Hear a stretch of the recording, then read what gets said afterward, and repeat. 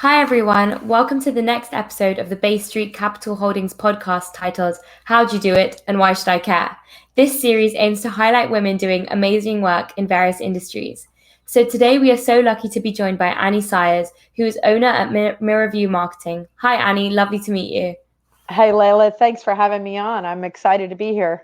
So I guess we can start with the main question of this whole podcast, which is how did you do it and why should I care? So, um, so it kind of came from a funny place. I've been through a few personal tragedies in the last couple of years. My husband passed away from a very rapid cancer. My mother passed away a year later, and in between there, I actually broke my back. It was the third time I broke my back. And so my kids were like, yeah, mom, you're done. You can't do. So knowing I went out through all that, I was a horse and dog trainer. And the third time I broke my back, my kids were, mom, you could have died. And I could have been paralyzed for life. And that would have been, a huge change for me. And so right after my mom passed away, that was January, February, March, they locked down the country for COVID. And so here I was, a dog and a horse trainer and a nutrition coach. And what's the last thing people want during a pandemic? Nutrition coaching, right? They don't care about nutrition. They're eating ramen noodles in the basement and Twinkies, So that put everything on hold. And it took me 6 months, and I worked as a police dispatcher because I've worked in emergency services for many, many years off and on. And I was a police dispatcher, and I enjoyed it, but I don't know if this is visual, so I don't know if everybody can see me, but I'm older, and unfortunately with police dispatching nowadays, you have to be able to switch your focus very, very rapidly and multitask in a way that I personally wasn't able to do anymore. So I was working hard. The job was good and they liked me and I didn't cause any problems, but I couldn't physically do the job. And so we parted ways amicably. Like they were like, we just can't keep you here because you can't do it and we need to have somebody in there. I'm like, that's okay, not a problem. And I went back to being an entrepreneur. So right at that point, I was kind of introduced to this group of people that is doing some computer stuff. Now, you have to understand that I grew up around computers, and I mean, literally, my dad was a military doctor. And so computers were like from the time I was in, first or second grade, we were around computers. And so this was in 1970 before the internet. The first internet was military doctors sharing data. And so my dad was in the forefront of that. So I programmed, I built my own computers for years, that kind of thing. And so, and I don't do that anymore. I'm lazy. I'd rather buy a pre-built one. But so I had been helping people with like LinkedIn and Facebook and things like that. And this group of people approached me and said, hey, you've been doing this stuff. Why don't you come in and join us? And so I was like, hey, that's pretty cool. I can do that. So I kind of joined this group, and this group was doing websites and lead generation for contractors. And right after that, like 2 months after that, so we're talking November, December of last year, I got introduced to this other group, and they're doing software as a service through advertising and lead generation through messenger marketing. And it was like it hit every piece of what I am. So it hit that computer, it hit that I like to connect people, that service to people. And so that's where that started, as me building these templates of these messenger sequences for e-commerce building, e-commerce companies, and for various other people. And then it really just is kind of honed down to me building this marketing and lead generation company and starting to really help people. And so I'm working with a company right now that is doing, they actually are designing, they want me to design their app and then bring in all the tools that they need to have this template. It's, I can't explain it too much more because proprietary information and everything, but, and then I'm doing that also for the wholesaling industry, the real estate wholesaling industry. I'm working with another guy. He's developing a website and I'm building the app and the connections and stuff. So really that's how I got here. And why do you care? Because the numbers of people who are on Messenger is 96% in the United States, and it is the new marketing generation. Yeah. So a lot of the big companies are really starting to get in. People look at chatbots as they're kind of clunky, but this is like a finesse. So you can bring your entire lead funnel into the messenger marketing, and it's so powerful. And it is really, nobody knows about it. And so I've always been kind of like this on the forefront technology. I've always been, like connecting people. I like talking to people. I like helping them. And I can do this thing and help them with their businesses. So that's the whole story of how I got here. So that's awesome story. Yeah, awesome. So I guess you touched upon it a little bit because your dad was sort of a military doctor, but what also inspired you to join the industry? I mean, was there a pivotal moment in your life? Pivotal moment for me, I think it's always been like, I've always been one of those, I like the next gadget. I like to be on the forefront of things, like, yeah. And I like things that work. So I'm always somebody who, like, I'll try something and I'm like, yeah, this isn't quite it. I'll look for an alternative and I'll do this and I'll do this and I'll do research and I'll find it. And I'm like, this is what I like. And so my dad kind of taught me, it's not always about the next thing. It's about the next best thing. And so, like, we didn't drive, a cheap Chevy, even though my dad was not rich. Even though he was an Army officer, we weren't rich. And so he bought a Toyota because at the time the Toyotas were like the best car on the market, and consistently they've been very good cars to have. And so, it's kind of like that same mentality. Like, there are a lot of cars out there. Some of them look really great. The Camry that we had in the 80s wasn't the most beautiful car in the world, but it was the best that you could get for the money. And so for me, it's kind of that same attitude. Like, I learned that from very beginning, and I just have always loved the technology side. Yeah, that's awesome. And I guess, are there any lessons that you wish you would have learned before joining this industry? Because obviously it's a industry in tech, so I'm sure there's still stuff that needs to be learned and is constantly evolving.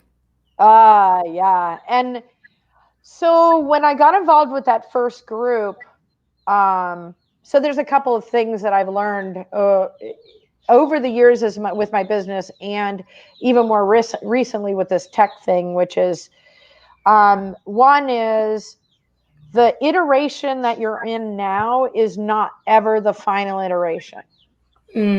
There's always changes that are going to happen, and you can either be a part of the change or you can be left behind. I mean, you look at companies like Nordstrom, which is flexing very well, very effectively in this, new environment in the United States.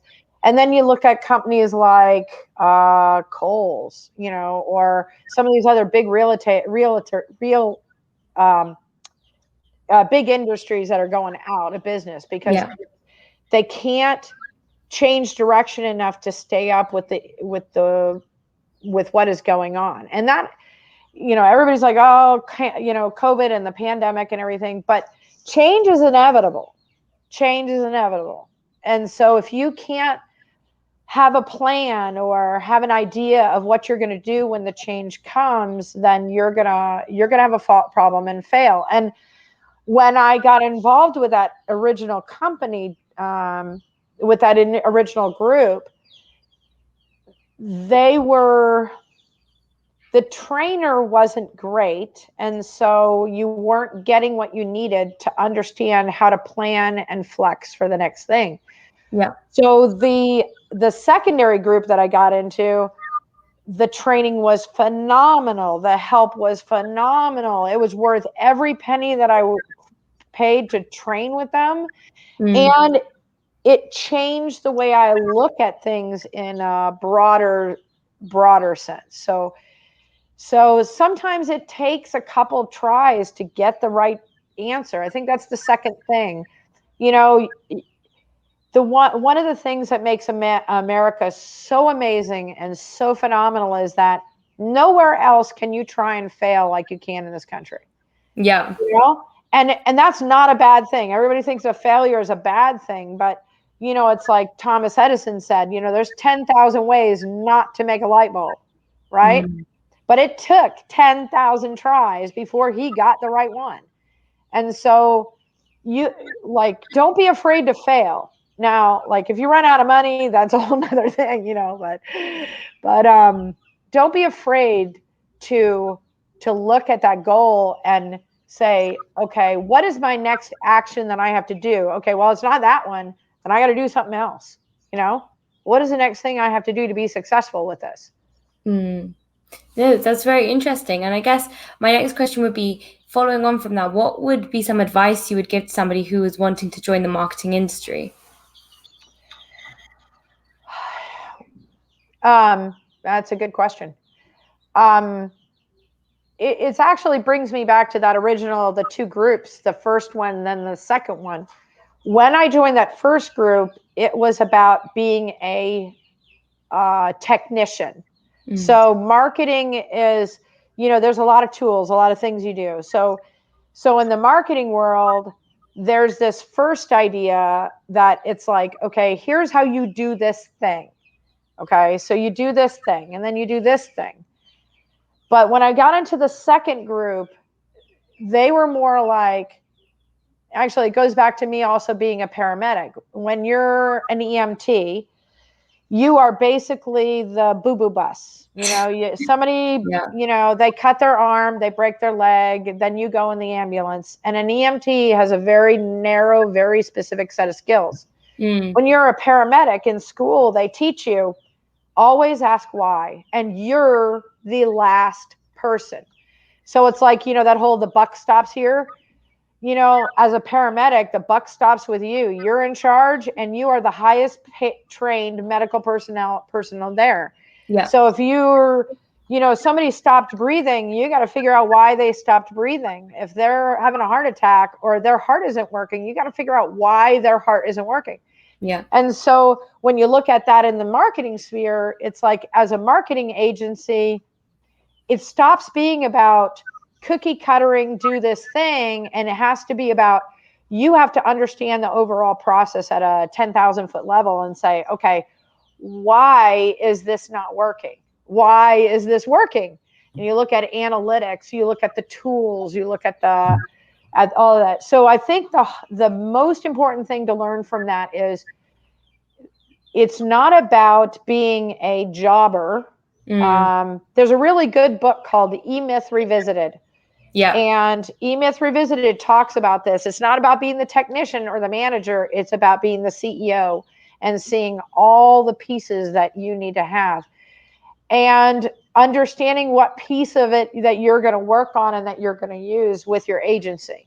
So mine is very specific. I go toward a very specific niche, but it's taken me time to kind of figure that out too. So I hope that answered your question. Yes, for sure. And then finally, what is one common myth about the marketing industry that you would like to debunk right here, right now? That marketing is somehow different from sales. So marketing and sales are two sides of the same coin. So while you may not like to do the sales part, it is a part of marketing. You have to look at the end goal. This whole idea of a sales funnel, this whole idea of you know, tossing somebody, you know, whatever, they don't fit, so you toss them, is really kind of outdated. And really the idea is a buyer pathway. And so in marketing, you look at every piece of where that buyer could be, and how you talk to them and how you sell to them. What do they need? And how can you fit that need? Because it's really about a communication and connecting, and like, it's a win-win situation. It's a win-win-win if you've got a software or something, like everybody's winning.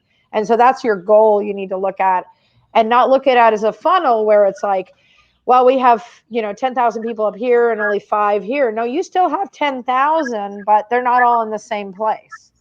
So I hope that kind of helps. And yes, for sure. And then I'd love to learn more about you, but who are 3 people in your life who have been the most influential to you? Well, the very first person who has been the most influential person in my life has been Jesus Christ.